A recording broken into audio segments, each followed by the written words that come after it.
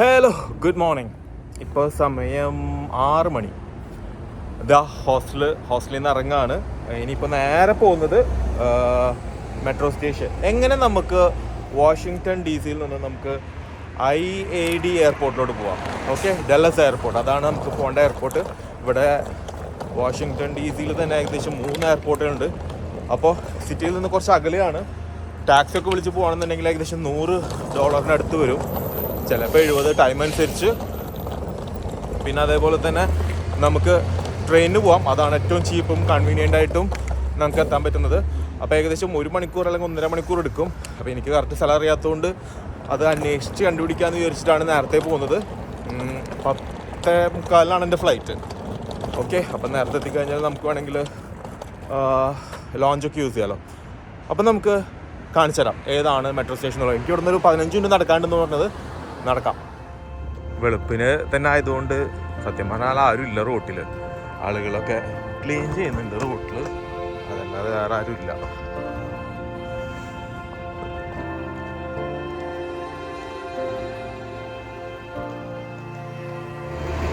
ഈ കാണുന്നതാണ് metro station. അവിടെ പേര് എഴുതിയിട്ടുണ്ട്, മെട്രോ സെൻറ്റർ സ്റ്റേഷൻ എന്ന പേര് എഴുതിയിട്ടുണ്ട്.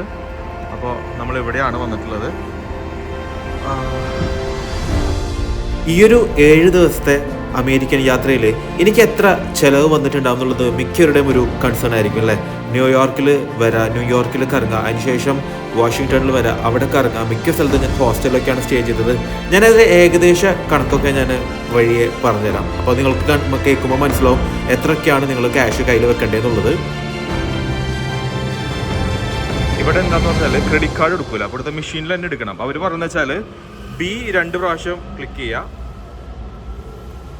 2 പ്രാവശ്യം ക്ലിക്ക് ചെയ്തിട്ട്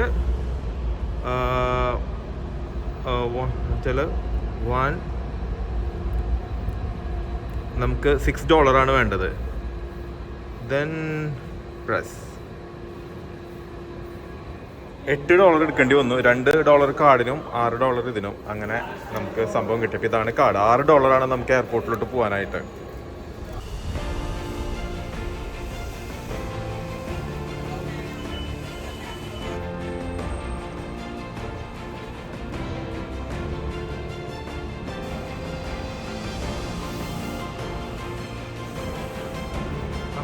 നേരെ നടന്നിട്ട് വീണ്ടും അവിടെ കറക്റ്റായിട്ട് അവിടെ ആഷ്ബേൺ ഫ്ലൈറ്റ് IAD എന്നൊക്കെ ചിഹ്നം കൊടുത്തിട്ട്, അപ്പോൾ നമുക്ക് IAD ആണ് പോകേണ്ടത്.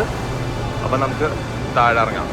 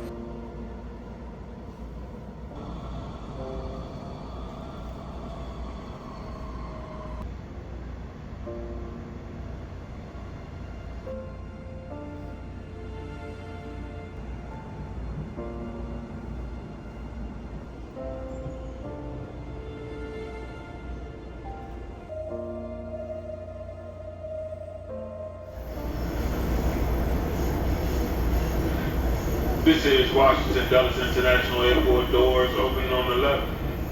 Washington Dulles International Airport. Doors will be opening on the left.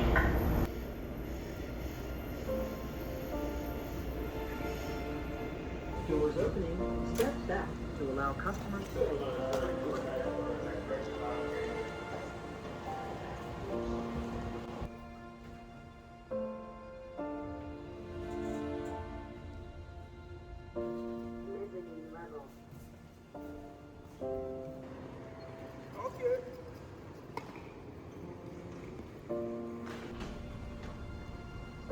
നമ്മളിവിടെ ഇങ്ങനെ എത്തുമ്പോൾ 2 സൈഡ് കാണാം. ഒന്ന് ഇങ്ങോട്ട് പോകുന്നതും ഒന്ന് ലെഫ്റ്റ് സൈഡിൽ പോകുന്നതും. അപ്പോൾ ലെഫ്റ്റ് സൈഡിൽ ആ ഫ്ലൈറ്റുകൾ പോകുന്ന സ്ഥലത്താണ് ലെഫ്റ്റ് സൈഡിൽ.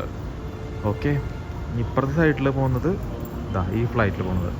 അപ്പോൾ നമുക്ക് എമിറേറ്റ്സ് ആണ്. അപ്പോൾ നമുക്ക് റൈറ്റിലേക്ക് പോകണം.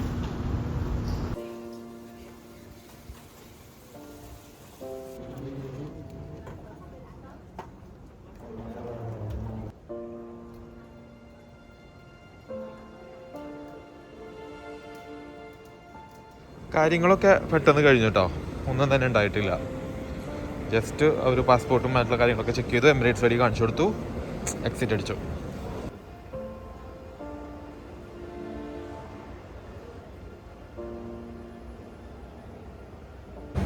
എമിഗ്രേഷൻ പെട്ടെന്ന് തന്നെ കഴിഞ്ഞു, ഒന്നും ഉണ്ടായിരുന്നില്ല. ജസ്റ്റ് അവർ നോക്കി താങ്ക് യു എന്ന് പറഞ്ഞാൽ അവർ വിട്ടു.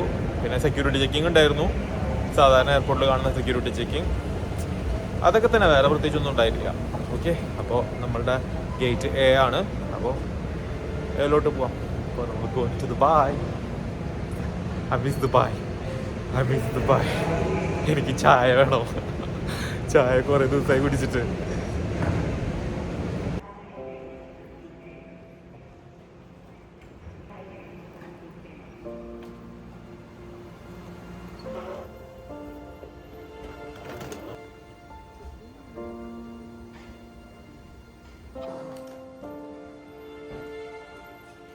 അങ്ങനെ നടന്ന്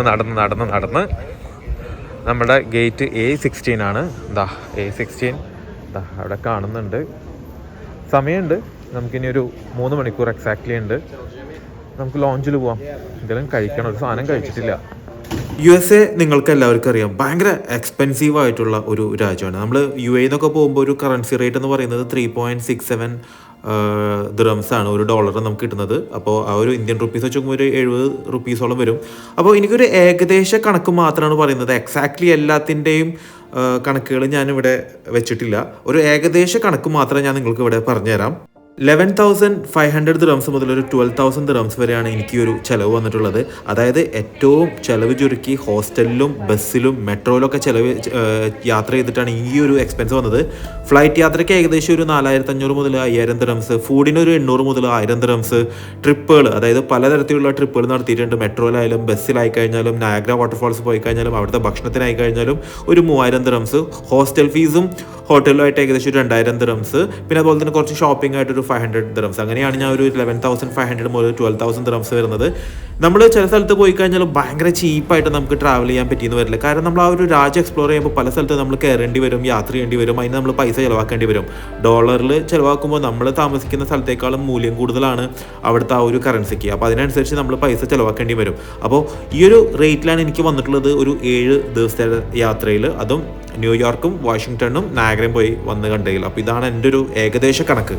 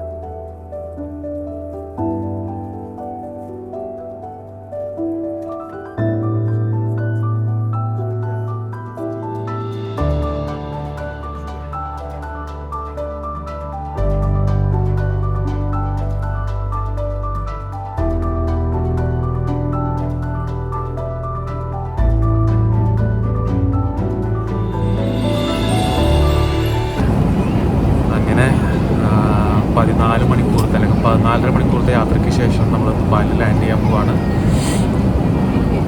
അപ്പോൾ നമ്മുടെ വ്ളോഗ് ഇവിടെ അവസാനിക്കുകയാണ്. കംപ്ലീറ്റ് അമേരിക്കൻ ട്രിപ്പ് ഇതോടെ നിർത്താണ്.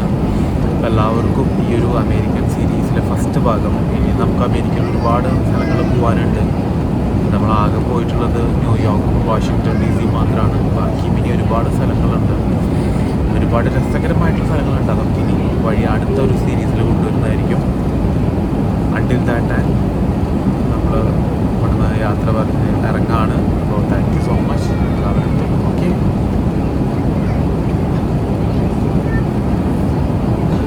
പുതിയ രാജ്യത്തിലെ വിശേഷങ്ങളും കാഴ്ചകളും അറിവുകളുമായിട്ട് ഉടൻ തന്നെ തിരിച്ചു വരുന്നതാണ്. ഈ ഒരു USA വ്ളോഗ് എല്ലാവർക്കും ഉപകാരപ്പെട്ടെന്നാണ് വിചാരിക്കുന്നത്. എന്തെങ്കിലും തെറ്റുണ്ടെന്നുണ്ടെങ്കിൽ ക്ഷമിക്കുക. നിങ്ങൾക്ക് പറയാനുള്ള കമൻസ് ഒക്കെ താഴെ നന്നായിട്ട് ഇട്ടുതരാം. അതൊക്കെ ഞാൻ ഉൾക്കൊണ്ട് ഞാൻ അടുത്ത വ്ളോഗ് കുറച്ചുകൂടി നന്നാക്കാൻ ശ്രമിക്കും.